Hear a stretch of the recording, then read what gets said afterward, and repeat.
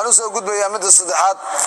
oo yiri dadku waa isku dhex jiraan ma waxaan ku wada xambaarnaa kufri ma waxaan ku wada xambaarnaa tawxiid dadku hadday isku dhex jiraan oo ay kala baraa'a qaadan waayaan oo muwaxidiintu mushrikiinta ka guuri waayaan iyagoo u yaqaan mushrikiin yihiin waa israacayaan xukunkaas raacinay adduunka ilaahay imtixaanka yaa lagu badan yahay nasiib darrada taalla waxaa ka mid ah qof khaldan oo isu qaba inuu quman yahay oo haddana dadkii qumanaa raba inuu toosiyo si isaga la tahay qalloocooda ka shaqaynaya ruuxu marba hadduu islaan muujisanayo meel walba adduunka uu joogo waa muslim wax daar ku xidhan ama dowlad ku xidhan ama madaxweyne ku xidhan ma jiro man qaala laa ilaaha ila allah muxammadun rasuulullah wa adhara alislaama gaalnimana aanan ku ogayn bixaddi daatihi tal abiib hadduu fadhiyo waa muslim adduunka meesha ugu khatarsan maxay soo tal abiib maahay mise waa Los Angeles iyo San Francisco way meesha ugu gaalsan hadduu joogo oo islaamnimo muujinaya waa maxay waa wax dowlad ku xidhan ama maamul ku xidhan ama madaxweyne ku xidhan ama bulsho badnaanteed ku xidhan ma aha أكثر أهل البلد قال لمن موجسنايا أصونه إسلام موجسنايا محويا ومسلم ومسألة إجماع ومن خالف فقد كفر من يظهر الإسلام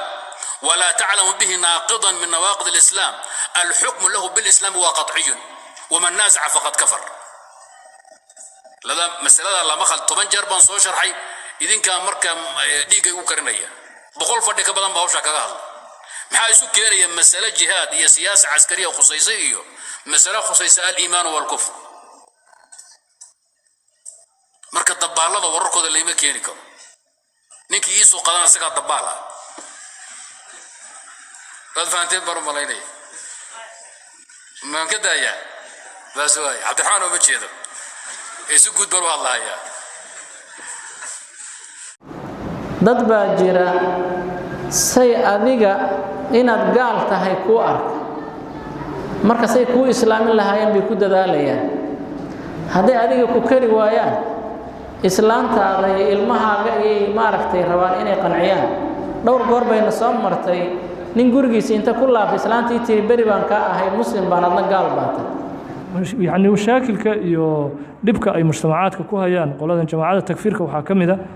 haweenka waxay u soo dirayaan manshuuraad yar yar manshuuraad kutub yar yar oo iyagu ay qoreen ay u soo dirayaan marka manshuuraadkaas u soo dirayaan mimiri ama cajalado ay ku duuban yihiin imaamkooda afkaar khaldan u aaminsan yahana way ku soo faafinayaan xaafadaha iyo haweeneydii waxay leeyihiin ninkana haysaga sheegin si sirana afkaarta u dhageyso marka haweeneydii waxay arkay gurigii ninkii wuxuu arkay asoo laga dhex booday oo markuu ganjeelka soo garaaco dhahaysa ma kugu nikaaxsaniyo inaad gaal tahay waan ogaad ficlan dad badan way ku dhacday ma kugu nikaaxsaniyo inaan gaal ahay xogtaadi waan helay manshuuraad yar yar marka lagu faafin haweenkii markaas waxay leeyihiin biduuni nikaax iyadoo maaragtaa ninkii aysan dhihin ha soo furo oo ninkii islaantan qabi jiray bal ha soo firay aan sugno iyagoon dhihin horay ka nikaaxsanay isaga guursanaya qof yani shanta salaadood tukanaya oo qiblada u jeesanaya oo arkaanta islaamku ay u dhammaystiran tahay wax aad u cuskanayso haddaysan jirin oo jahli iyo shubha iyo waxba ay ugu xambaaray aadan lahayn oo si cad aad u gaalaysiiso adigaa ku gaaloobay adiga dhasadaadii ayaa ku gaaloobay waana dariiqii khawaarijta lagu yiqiin takfiirka sidiisaba waxa weeye waxaa bilaabay khawaarija bilowday qof walba oo takfiir sameeyaana wuxuu marahayaa waddadii khawaarijtu marahay qof muslima qofkii takfiiriya dariiqii khawaarijta ayuu maray leanna xadiiska ibnu cumar oo bukhaarigu uu warinayay wuxuu ahaa innahum indalaquu ilaa aayaatin nazalat cala alkufaar faxamaluuha cala almu'miniin khawaarijtuu ka hadlayay ibnu cumar markaasuu wuxuu yidhi khawaarijta calaamaadkooda waxaa ka mid ah yidhi aayadihii gaalada ku soo degay ayay waxay ku dabaqeen ay ku xambaareen dadkii muslimiinta ahaa ayay ku dabaqeen marka waxyaalo yacni qofka loo meeriyey oo shubhooyin ah oo aan qawaacidkii iyo shareecadii islaamka midna aan lug ku lahayn hadduu qofku inta qabsado uu yidhaha waxbaan ku gaalaysiin isagaa naftiisii gaalaysiinayo waa dhib waxyaalaha cajiib kale waxaa ka mid a qawaacidaa la degsanaa aan markaa islaamkii aan lu kulahayn kabacdi haddana qofku wuxuu ku leeyahay qofka aniga aan gaalaysiiyey oo waxa hadda yimid baa cusub qofka aniga aan gaalaysiiyey haddaadan ila gaalaysiin adaa gaala waxaa isoo martay qiso magaalada dhexdeeda aan dood iyo xoogaa waxisweydaarsiina dhex mareen takfiirka nin baan kulannay markaasaan waxaan ku idhi takfiir buu ahaa oo magaaladeena dhexdeeda meeqa sanaad tahay madhabkaan haysataa baan idhi meeqa sano sanad iyo bar buu yidhi hadda sanad ma dhamo waxa laga jooga markaan wada hadlayno marka waxaan ku idhi sanad iyo bar ka hor ma muslim saxmay baad ahayd mise gaal soo islaamay baad ahayd hadda sanad iyo bar basaad muslim tahay mise intii ka horreysay waad khaldanaydoo madhab saxaad qaadatay oo waad isa saxday khalad baad ku jirtay cabbaar buu ka warwareegtay markii dambe waxaan idhi inaan wada hadalno oo xooga aan isweydaarsanno waxay ku xidhan tahay inaad aniga waxaan ahayd ii sheegto ilaan hadda anigu sidaad sanad iyo bar ka hor ahayd baan ahay marka maxaad ahayd markii dambe wuxuu yidhi gaal soo islaamay baan ahaa sanad iyo bar ka hor gaal baan ahaa markaasaan soo islaamay haddaba marka waxaan idhi aniga maalinkii adiga aad soo madhabkaan qaadanaysaad ahayd baan ahaye hadda aniga walaalow isku magaalaan degannahay ehel baan nahay aniga xaq baan rabaa waxaad samaysay sanad iyo bar ka hor ood islaamka ku noqotay ii sheeg annaan maanta samay islaamka ku noqday fadlan haddii aad nagu cusub tahay janalkan subscribe saar laagna saar waxay noo tahay dhiirigelin waad ku mahadsan tahay daawashada muuqaaladeena waxaa isoo martay qiso magaalada dhexdeeda aan dood iyo xoogaa waxisweydaarsiina dhex mareen takfiirka nin baan kulannay markaasaan waxaan ku idhi takfiir buu ahaa oo magaaladeena dhexdeeda meeqa sanaad tahay madhabkaan haysataa baan idhi meeqa sano sanad iyo bar buu yidhi hadda sanad ma dhamo waxa laga jooga markaan wada hadlayno marka waxaan ku idhi sanad iyo bar ka hor ma muslim saxmay baad ahayd mise gaal soo islaamay baad ahayd hadda sanad iyo bar basaad muslim tahay mise intii ka horreysay waad khaldanaydoo madhab saxaad qaadatay oo waad isa saxday khalad baad ku jirtay cabbaar buu ka warwareegtay markii dambe waxaan idhi inaan wada hadalno oo xooga aan isweydaarsanno waxay ku xidhan tahay inaad aniga waxaan ahayd ii sheegto ilaan hadda anigu sidaad sanad iyo bar ka hor ahayd baan ahay marka maxaad ahayd markii dambe wuxuu yidhi gaal soo islaamay baan ahaa sanad iyo bar ka hor gaal baan ahaa markaasaan soo islaamay haddaba marka waxaan idhi aniga maalinkii adiga aad soo madhabkaan qaadanaysaad ahayd baan ahaye hadda aniga walaalow isku magaalaan degannahay ehel baan nahay aniga xaq baan rabaa waxaad samaysay sanad iyo bar ka hor ood islaamka ku noqotay ii sheeg annaan maanta samay islaamka ku noqday rukniga aad la timid oo iga dhiman maanta oo islaamnimadayda ku xidhan tahay ii sheeg ilaan hadda anigu laa ilaaha ila allah waan leehay arkaanta islaamka waa wada sheegayaa maanta maxaad samaysay adiga oo aad islaam ku noqotay anna maanta aan samay islaam ku noqdaa wuxuu yidhi marka gaalada beri ka noqo gaalada beri ka noqo marka waxaa idhi gaalada beri baan ka ah waxa muslim oo magaaladan balaxa wa joogaan gaalo beri bay ka yihiin haddaad maanta weydiiso gaaladaas ama gaalo madowda ama gaalada cad war dadkaas ma muslim baad u aragtaan qofku dhahaya maanta male kuwaasaa muslim ama ka shagsan ma jiro berina waa ka yihiin adinku gaaladaa beri ma ka tihin mise kama tihin waa idin weydiinaya yaan beri ka ahayn war gaalo beri baan ka nahani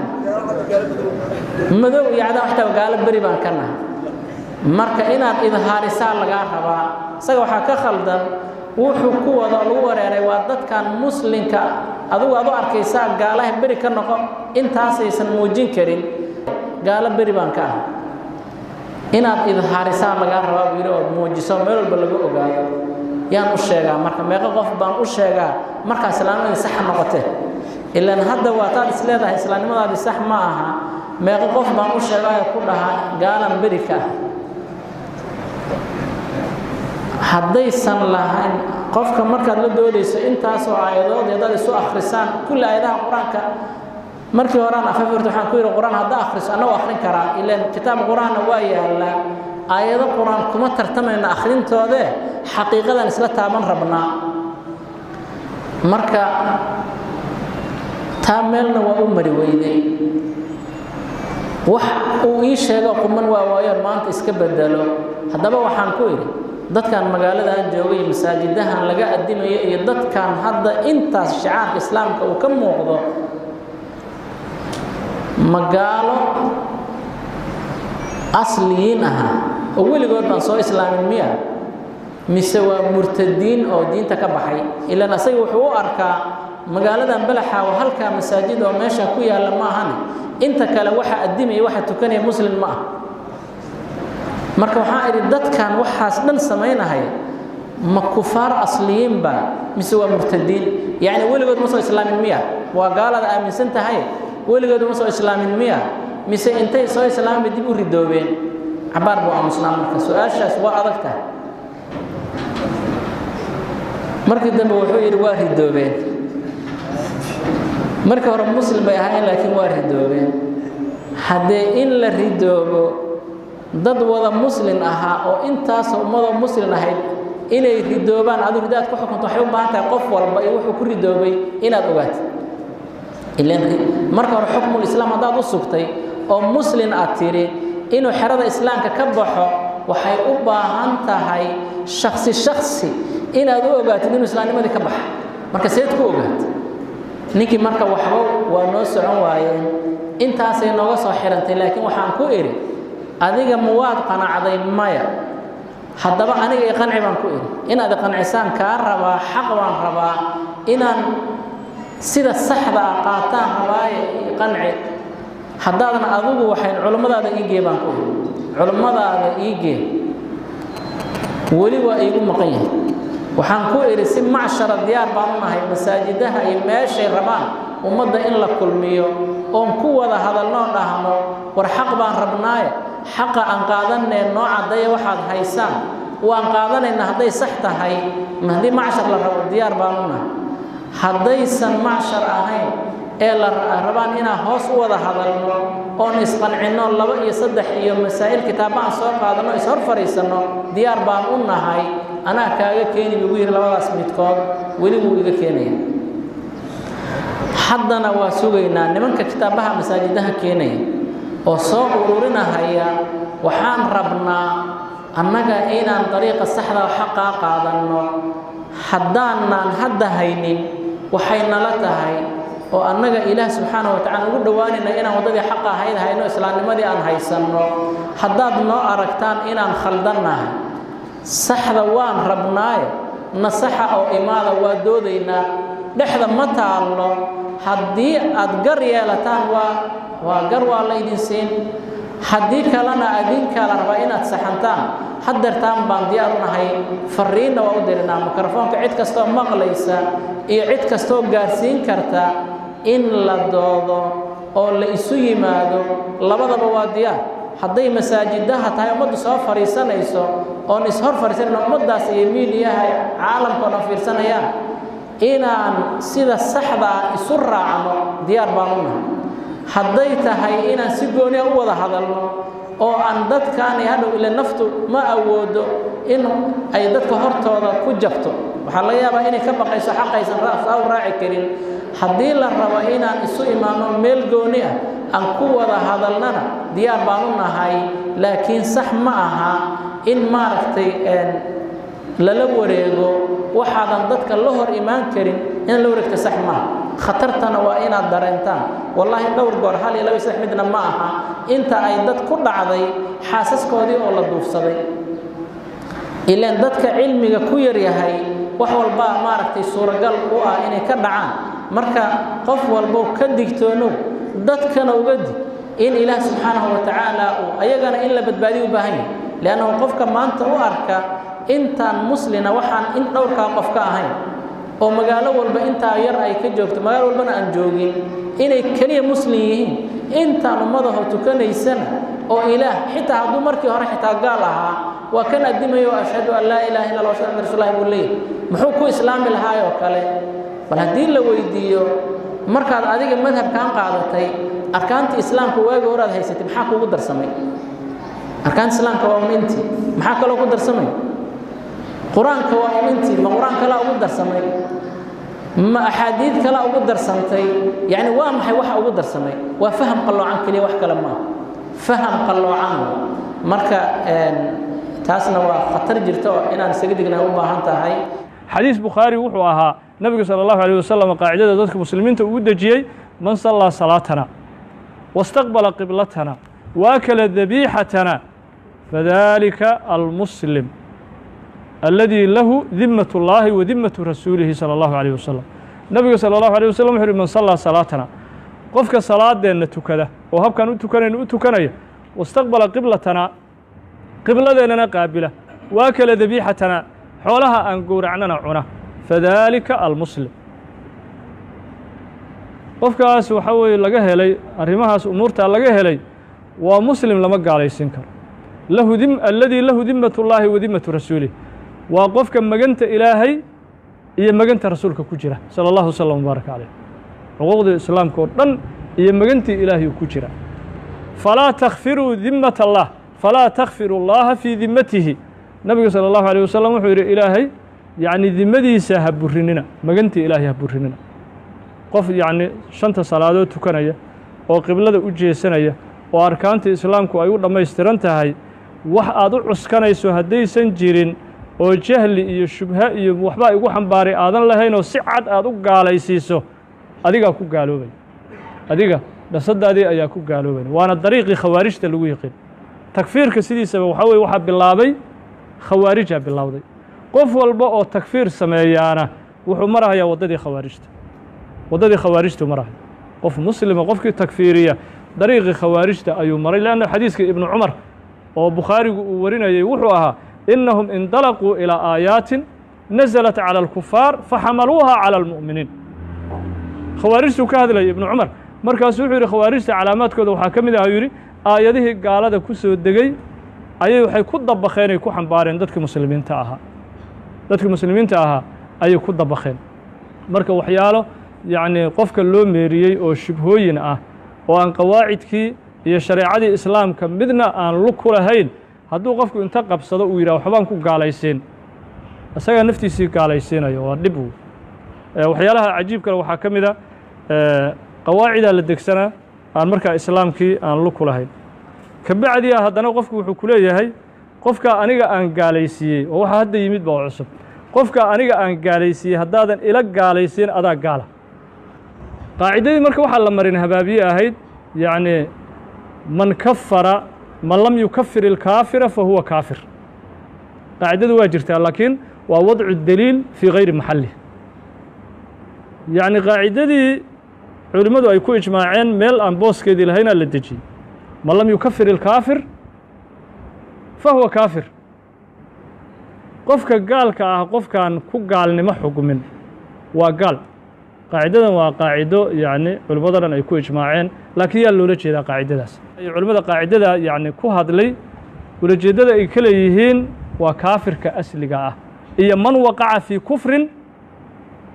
مجمع عليه يوقف كل عي قال نما لقو إجماع سين قال نما لقو إجماع سين محاكم ده تصالحان مصحف في القرآن كها أيوكو استاج إهانة وي مصحف القرآن كها أيوكو استاج مركز وقف كانوا حوليه هاي وحنوجو استاج إهانة عن إهانة السنة وكفر مجمع سوما هذا قاليسين وقالوا بي لأنه كفر لقوا إجماعي تاسو كلا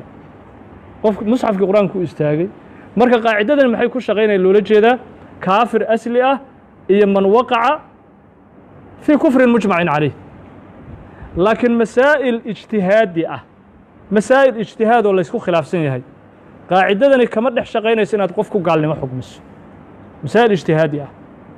من الجرو يعني على مر تاريخ إسلامك إلى سلف الصالح إلى يومنا هذا مسألة اجتهادية qof ku gaalaysiiyey oo yidhi haddaadan igula gaalaysin adiguna gaala tahay ma jiro laba miaal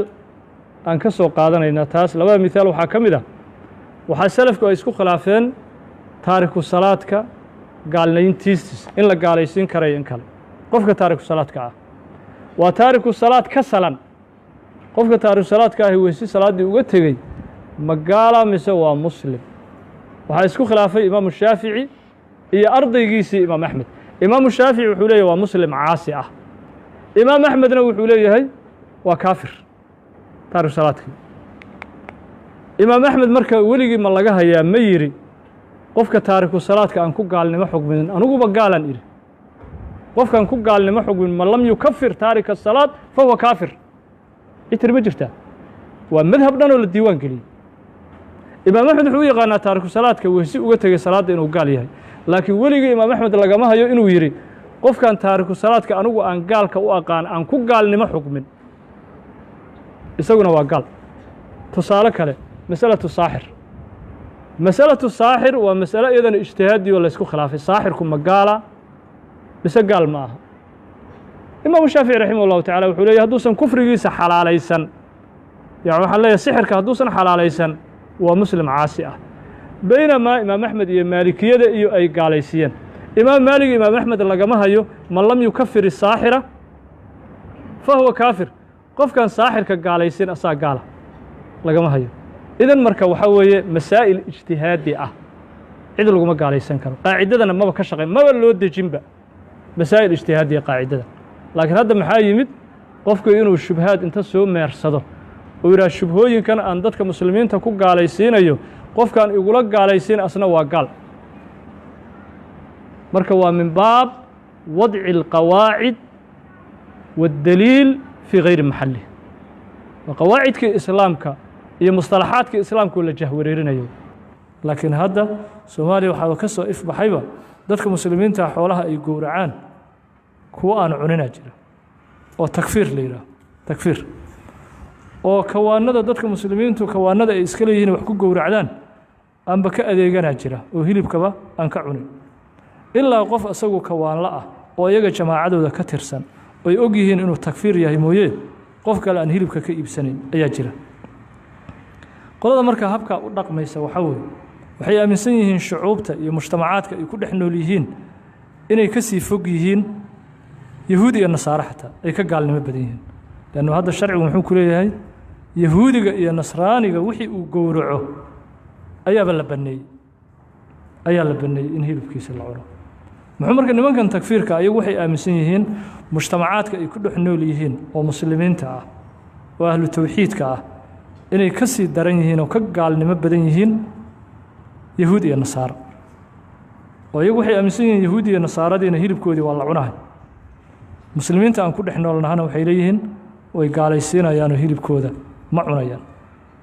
marka waa firqo aad u baadiyeysan firqadaasi iyagaana gaalnimada dadka uga dhow xaqiiqada markii la yidhaho leanna waxaa weeye nabigeena sala allahu calayhi wasalam xadiis waxaa jiray ibnu xibbaan uu saxiix uu warinayay ibnu xibbaan uu saxiixiisa ku warinayay oo nabiga sala allahu calayhi wasalama uu ku tilmaamay waxaa iman doona ruux yacni dad inay soo bixi doonaan dadka muslimiinta gaalnimo ku tuuray rasuulka marka sala allahu calayhi wasalam waxaa la weydiiyey oo la su'aalay ayuhumaa owlaa bishirki yaa rasuula allah arraami am ilmarmiyu rasuulka ilaahu yaa gaalnimada ku habboon ma ninka dadka gaalaysiinayaa gaalnimada ku habboon mise qofka la gaalaysiinayo oo gaalnimada lagu tuuray nebigu sala allahu calayh wasalam wuxuu yidhi bali raami qofka dadka muslimiinta gaalnimada ku tuuraya qofkaasaa gaalnimada ku habboon uu yidhi nebigu sala allahu calayh wasalam marka qof muslim ah ee arkaantii islaamku uu u dhammaystiran yahay oo isaguna uu arkayo arkaantii islaamku shanta ah wuu arkayaa qofkan inuu samaynayo oo uu tawxiidayo oo salaaddii uu tukanayo oo uu xajinayo oo uu soomayo uu sakadii bixinayo wuu arkayo oo mujtamacuu ku dhex noolyahay maca daalika haddana waa gaalaysiinaya marka qoladaasi waxaa weeye waa qolo arkaanulislaam ku soo kordhiyey oo shanta ahayd mid lixaaday ku soo kordhiyeen midka lixaad waxaa weeye alأkhdu bimafaahiimina wاlأkhdu bibaycati imaamina midka lixaaday ku kordhinayaan waxaa weeye mafhuumkeenna annaga alwalaa walbaraa sida aan u fahamsannahay waa inaad noola fahamto imaamka jamaacada takfiirka ka tirsanna waa inaad baycadiisa gasho kaasay ku soo kordhiyeen arkaanulislaam lanno iyagu waxay qabaan mas'alo la yidhaha masalatu tawaquf wa tabayun masalatu tabayun wa tawaquf ayaa iyaga ka mida mabaadidooda iyo afkaartooda waxay leeyihiin mujtamacaadka aan ku dhex noolnahay afraaddooda kuma xugminayno inay muslimiin yihiin xataa natabayana wa natawaqafa annahu muslimun xaqiiqa ilaa aan ka hubinno inuu muslim yahay qof annagu aan muslim u aqoonsanayno mujtamacaadka aan ku dhex noolnahay ma jiray leeyihiin ilaa tabayun laga helo tabayunkana marka iyagu waxay u yaqaanaan ula jeedaan imaamka iyaga hogaaminaya ama qof markaas magaaladaas u jooga oo ka wakiila waa inuu bayco la galo oo uu xaqiijiyo oo yidhaha muslinaad tahay waa inuu u saxiixo ilaa magaalo walba ama qaryo joogta qofaa wakiil u ah oo imaamka markaa iyagu yacni ay imaamka u yaqaanaan qofaa wakiil uga ah marka waxay leeyihiin afraadda ama shucuubta aan ku dhex noolnahay ma xukminayno inuu qofkaasi uu muslim yahay xataa baycada ilaa uu ka qaato imaamka ama qofka wakiilka ka ah marka fakaannamaa waaba iyagoo ku soo kordhiyey arkaanu lislaam alkhamsa rugni lixaad ay ku soo kordhiyeen alakhdu bimafaahiimina wa bibaycati imaamina waa inaad mafhuumkeenna iyo masalatu alwalaa walbaraa sidaan u fahamsannahay waa inaad u fahamto imaamkeennana waa inaad bayco la gasho oo ijaazada aad ka qaadato imaamkii ijaazaha ku siiya ku leeyihiin oo yacni ha ku qiro inaad tahay qof muslima islaamnimada ha lagaa saxo ha lagaa xaqiijiyo bis markaasaa lagugu daba dukan karaa neefka aad gowracdana markaasaan cuni karnaa saasay ku leeyihin marka waa jamaaco khatar ku ah mujtamacaadka muslimiinta midda kale iyaga mabaadidooda iyo afkaartooda iyaga waxaa ka mid ah inay u arkayaan taqliidka iyo madaahibta afarta ah islaamka dhan uu ku ijmaacay oo madhabkii abi xaniifa iyo madhabka imaamu shaafici imaamu axmed imaamu maalik madaahibtaas waxay u arkaan wathaniyaad inay yihiin asnaam la caabudayo waxay u deliishanayaan aayadda ilaahay uu leeyahay si xun ay u fasirayaan ittakhaduu axbaarahum wa ruhbaanahum arbaaban min duuni illaah ilahay wuxuu yidhi jala jalaaluhu yahuuday aayaddu ka sheekaynaysa culimmadoodii ayay waxay ka dhigteen rabbiyaal la caabudo waa culamaaulyahuud waxaa laga sheekaynaya shacabka yahuuddu ahaa shacabka yahuudda culimmadii yahuudda waxay ka dhigteen rabbi la caabuday ka dhigteen oo marna wax u xallila marna wax u xalaalaya marka waxay leeyihiin aayaddanay madaahibtu soo gelayaan ittakhaduu axbaarahum wa ruhbaanahum arbaaban min duuni illah